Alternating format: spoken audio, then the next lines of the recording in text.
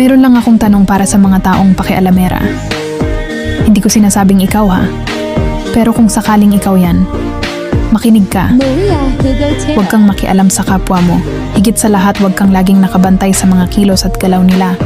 Ang bilis mong nakikita kahit yung maliliit na sablay ng ibang tao, pero yung sarili mong sablay di mo nakikita. Lagi tayong nangingialam sa buhay ng iba, kaya tuloy ang gulo, di ba? Tama na. Tigil na. Wala naman tayo dyan napapala.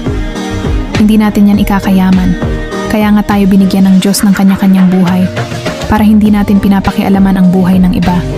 Mag-focus tayo sa mga sarili nating buhay upang makita natin at makilala ang tunay nating pagkatao. Kasi di natin alam, baka tayo pa mismo, ang mga sarili natin ang kailangan ng pagbabago, hindi ang mga taong pinapakialaman at hinuhusgahan mo.